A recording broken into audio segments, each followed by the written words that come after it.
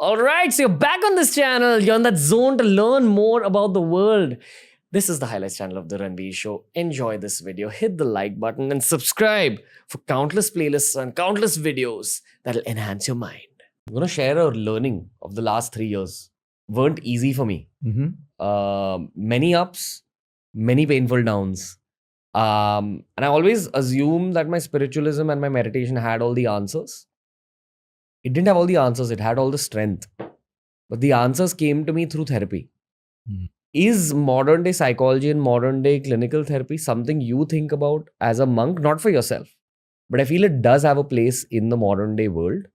And these two together, like your spiritual journey along with like modern day therapy, can really lead you to very intense levels of mental strength going forward. 100%. It's the same thing as, though yoga is great for your body and though weight training is great for your body, sometimes you need medication. 100%. Not all the time, but you definitely need medication sometimes. I feel we don't talk about therapy and psychology enough as a medicine-like tool for the mind and spirit. Correct. That's why so many people my age are actually open to it. Right. But people in their 40s, Correct. my parents' generation, the 50s and 60s, some of them even laugh upon it and get scared when you say things like, I'm going for therapy. Like when I'm telling people my age, they're like, oh, cool. When I tell someone who's older, they're like, are you crazy? Tumko kya ho gaya? Yeah, like don't go. I'm just like, hold on. Yeah. I think you need to go a little bit. But, you know, what's this role of like therapy related to? Yeah. I think it's like this.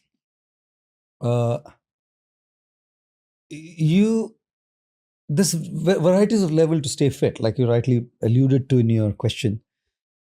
You could do weight training or yoga and probably whatever other form of exercise. And there'll be times when your body is not fit and you actually feel ill, right? You have a fever, a high fever. Yoga and weight training doesn't deal with that fever. You might have gone to a nutritionist and got the best kind of nutrition to build your immunity. And you did that. You had your weight training or yoga routine, you had your nutrition in place, you have your sleep in place, the three main things we talk about. We talk about fitness, nutrition, exercise, rest. Right. All three things are in place.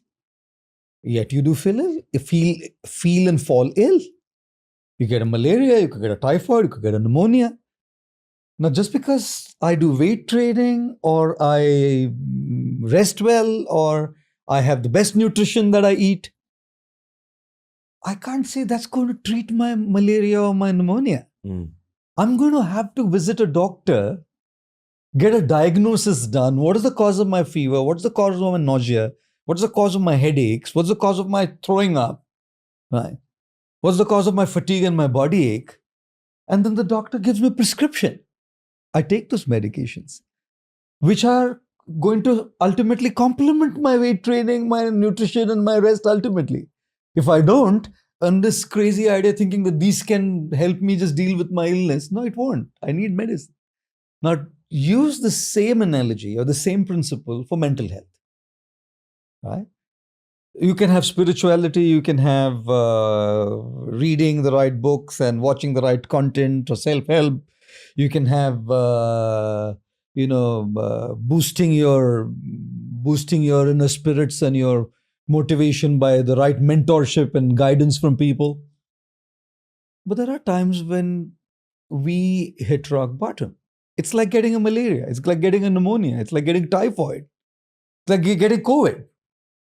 You can't say, oh, I'm doing yoga, I can't get COVID. How does that work? You can't say, oh, I have mentors, I'm spiritual, so I can't have a mental health problem. Bloody shit. Doesn't work like that. You know, I can be the most deeply spiritually connected person and yet have a mental health issue. They're different from each other. Spiritually evolved person doesn't mean they won't have a mental health issue, in as much as a spiritually evolved person doesn't mean they won't get COVID. Right? COVID is a disease of the body and a mental health issue is the issue of the mind. And both the body and the mind are material. And your spiritual doesn't have, your spiritual strength or whatever you do spiritually doesn't ensure that these things won't happen. So to connect that, because I'm spiritual, I can't have a mental health issue, is the silliest thing I've ever heard. Right? Now, having said that, that automatically brings in the need for awareness about the need for psychological counseling or psychotherapy, right? Or the need for psychiatric medicine and treatment if the need be. I mean, imagine a person who's just come to such a state can just not function. Medication is going to bring them to a level where he or she can now work upon themselves to start doing other things to function normally. Correct? Though sometimes it's just taken as a very casual thing and now becomes a routine thing to take medication. That I'm not in favor of. Yeah. Which is a lot of America. Which can sometimes, you can't just routinely do that. Yeah. It's a pill-based society. There's a pill for everything, which just scares me. There's something that's gone wrong in that sole country. And I have nothing against America. I look up to that country. But they are the leaders of the free world and they're setting an example for the rest of the world. Everything is pill-oriented. So I do feel that, there's a need for it when there is a need for it, but we have to be careful, right? That we don't just kind of, for every little thing, I swallow a pill and then I feel better. So this is exactly what I had in my mind when I wrote my second book, The Energize Your Mind. Energize Your Mind, when I wrote the second book during COVID, the reason was this: to explain that talking about your mental health should no longer be a taboo. Dealing with your emotions, your feelings, your grief, your heartbreaks, your depression, your anxiety, your guilt, they're real things. Right? They're real things. And I feel we all need tools, we all need means by which we can deal with these issues, either by our own selves or by professional help, in as much as we need help when we are ill. Certain things, you will have दादी नानी की दवाइयाँ घरेलू नुस्खे होते हैं जो थोड़ी सी अजवाइन इसमें डाल दो, थोड़ा सा घी डाल दो, and things work. They work. So we'll do it, right? That's self-help in the mental health space. Yeah. The ajwain, the honey, that's the self-help in the mental health space. But then there's going to be stuff which ajwain and honey is not good. I have a minuscule tear in my knee. Ajwain is not going to put my tear in place. I need to go to a doctor and get an arthroscopy done to fix it. That's professional help, whether it's psychology, psychiatry, psychotherapy. That's what it is all about. So when we wrote this book, Energize Your Mind, I also felt that time that just the book won't suffice. The book was all about this. The entire book is about this, emotions, dealing with emotions. And in my very usual self, my own anecdotal style of writing, my stories, I've in fact shared stories where I've become extremely vulnerable. Right? I've spoken about my own issues, which for a spiritual leader is not seen in the best light.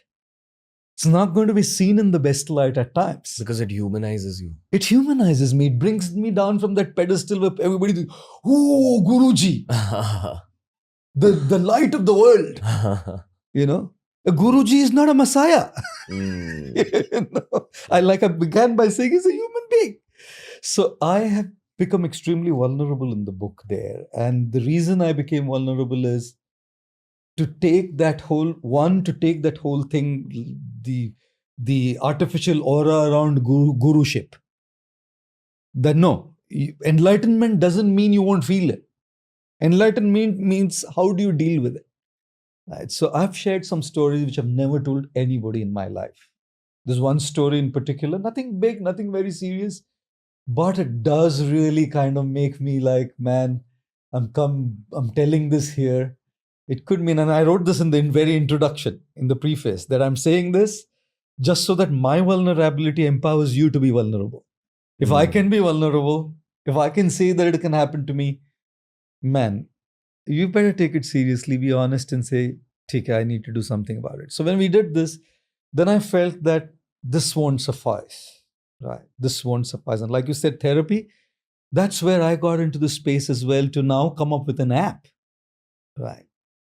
Which goes along with the book. which has to do with this, which has to do with telling people how to deal with their issues. If they don't deal with their issues, they're going to have to go to somebody when the things are very serious. But if the ajwain and honey ka nuska works, you may not need to go there.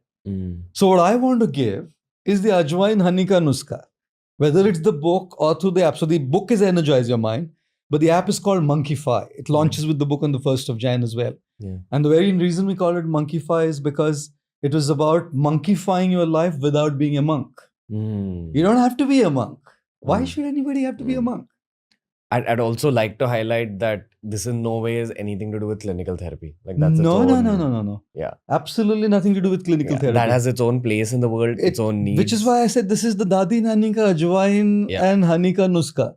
Yeah. Right. And that has its own place. Mm. So when ajwain doesn't work, you realize, hey man, 3 days my stomach's hurting. My dadi told me take ajwain with some warm water. I took it. It's been 3 days, 4 days, it's not hurting. Better I go to a doctor. Exactly the same. Exactly the same. Anything that we offer to the world in the self-help space has only that much help as much as ajwain and water has for a stomachache at home. Yeah. And then you will have to have a clinical therapist, you have to have a psychologist, as and when the need is. And in the book, I have hammered this 1 billion times. Billion times. That none of these things anywhere spoken by me or anybody is a substitute to that. It can't be. It can't be. These are people who have spent years and years and years learning the science. They know it more than any self-help motivational person will know. Yeah. Right. We may know a little bit from our gut and our experience and we may share that. But what they know is way more than what any of us know. Yeah. So no, absolutely no substitute to that. If you enjoyed this video, just know that this channel was created to enhance and speed up your learning process. Some of India's brightest minds on India's biggest podcast, The Ranveer Show. This is TRS Clips. So make sure you check out all our playlists.